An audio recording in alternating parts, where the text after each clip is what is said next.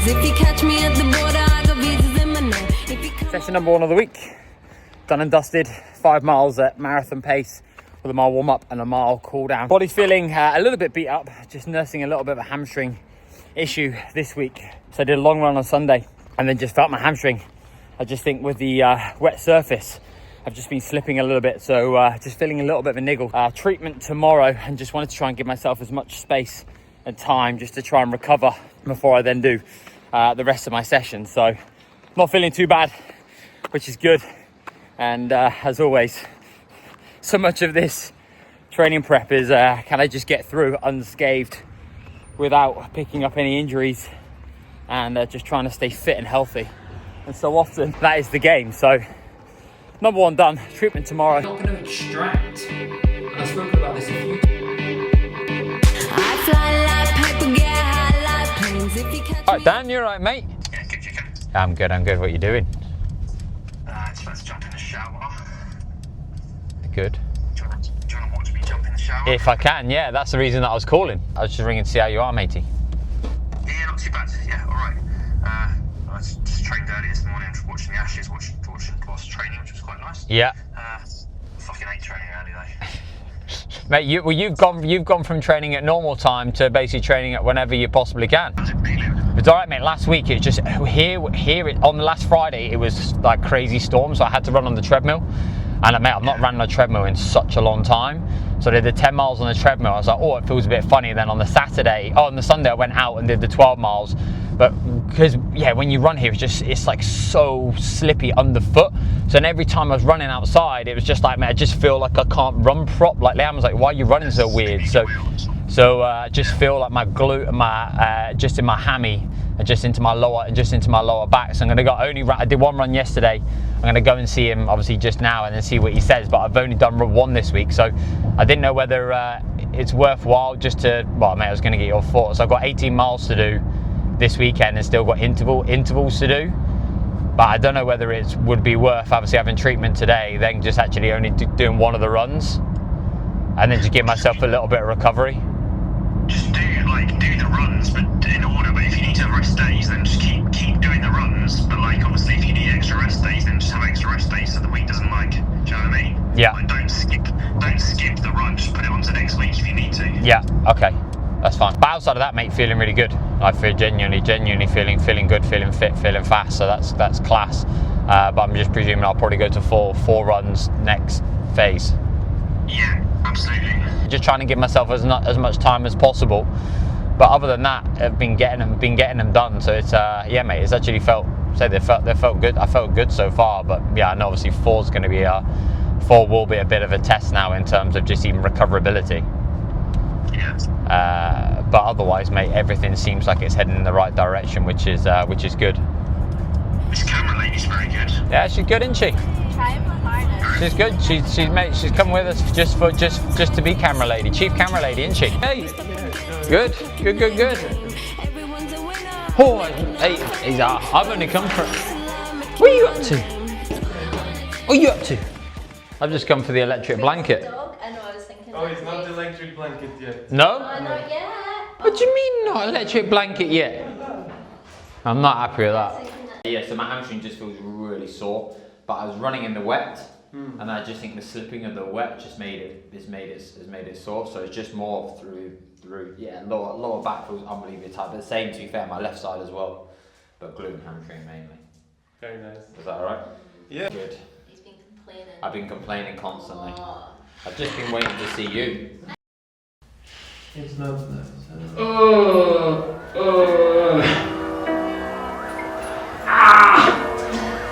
Dog, dad mode activated. Let's go. The big sexy magician Andre gave me a good see into.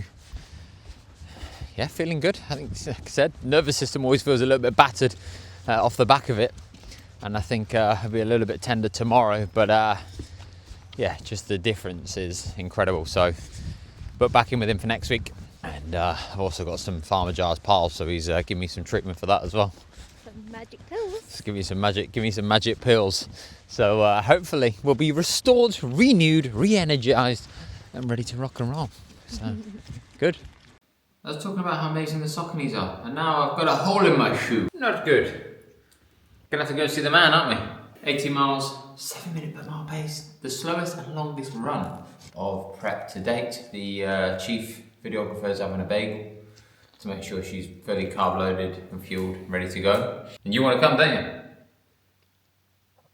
We'll go to the beach after.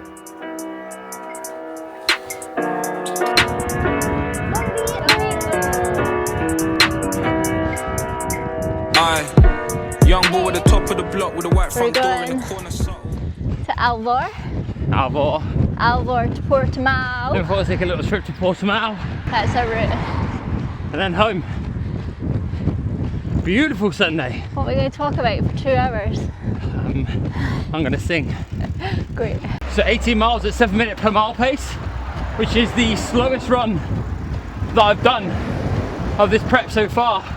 And it's so interesting because when I was training for sub 3 a couple of years ago, this pace felt so fast and felt so quick. And it's amazing just to see, just over the days, the weeks, the months, the years, how things compound and you just set a new norm.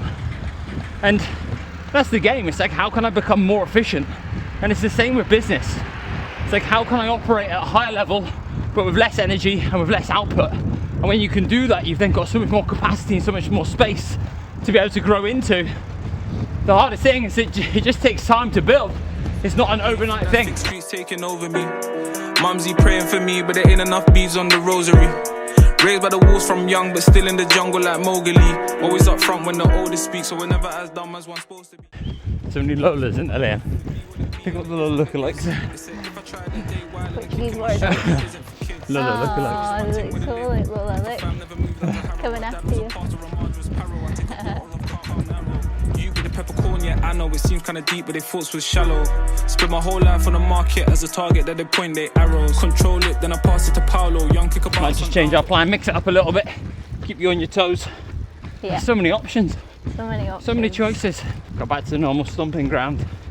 Run there instead. Or decide, do we go left or do we go right? Oh God. Who knows? It's like a surprise That's for me. it. Don't say I don't take you anywhere and we don't do anything.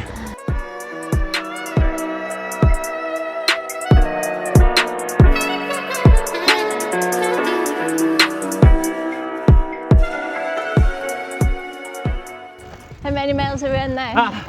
Reporting to you at 11 miles in. Feeling good. It feels nice. And we were just saying earlier, sometimes you just want to run faster because you get it done quicker. And there's such a level of discipline that's required to run at the paces. And granted, you speak to Dan, I'm not the best. I'd always been absolutely spot on.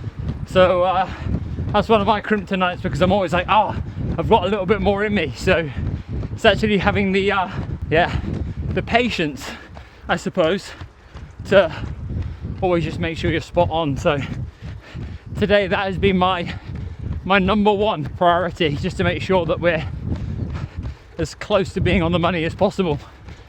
So 7 miles.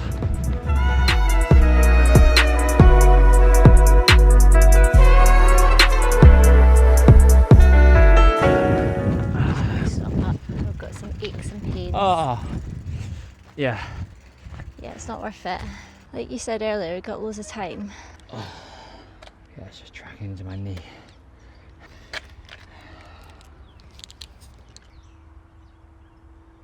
I don't know whether because my hamstring was sore last week, I've been compensating on this left side now. Maybe. Did you make it a car? No, we had to walk. I'm fine. Oh, it's annoying. So annoying. It's like my hip flexor. Yeah, you've done the right thing to stop. So I know how hard that is to do.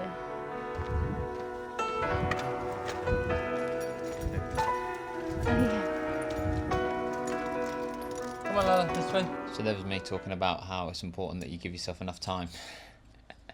and then just turn around the corner. My hip was giving me a little bit of jip, but then all of a sudden just the pain radiating down into my knee.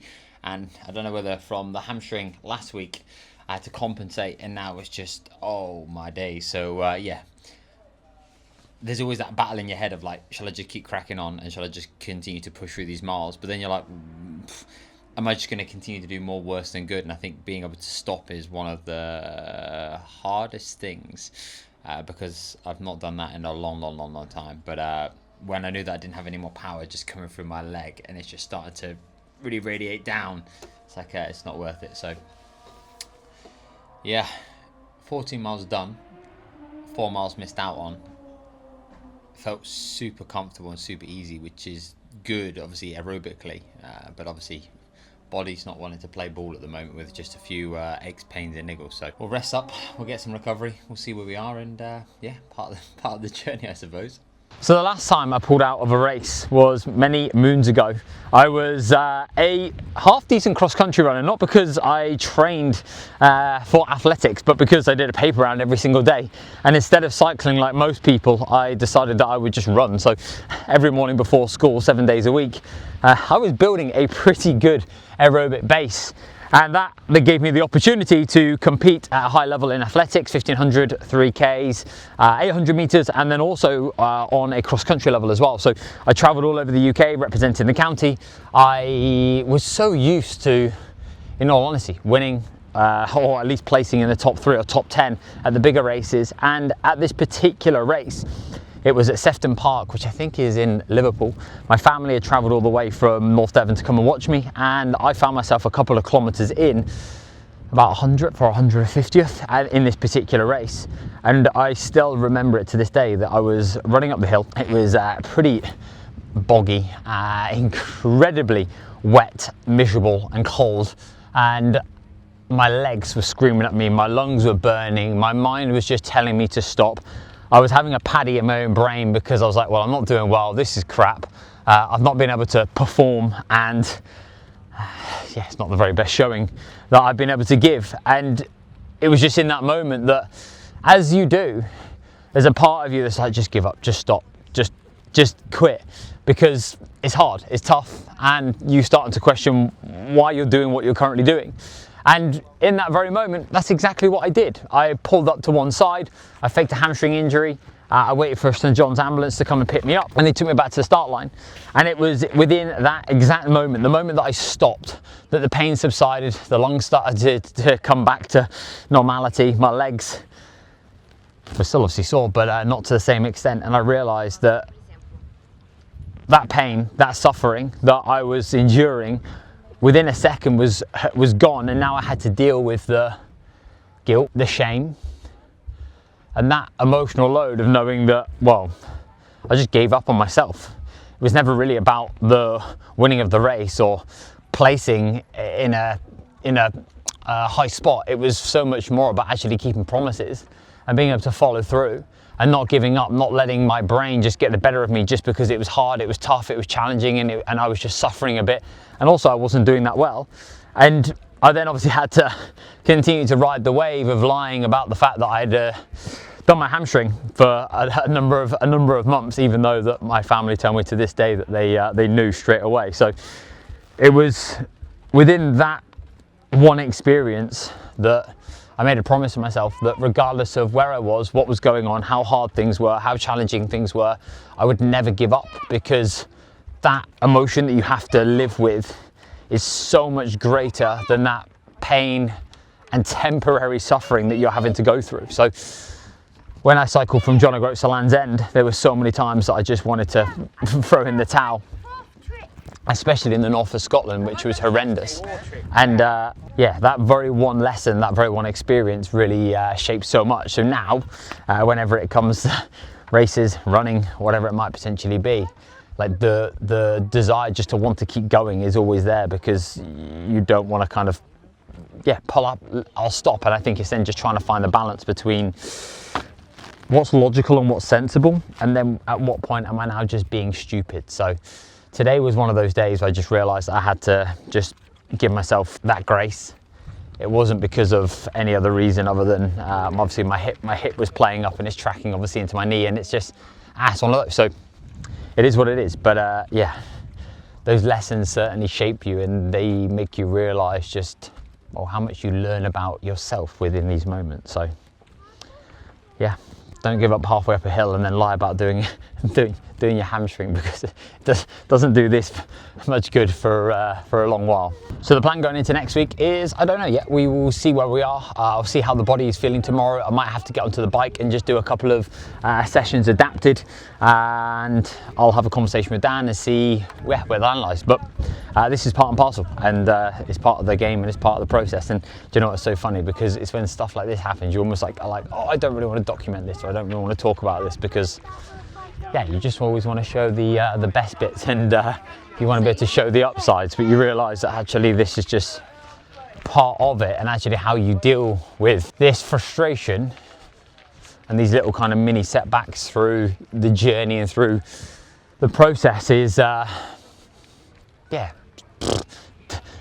so much, because that's just reality. So yep, we shall see what happens, but what we'll do is focus on what we can control and keep moving forwards.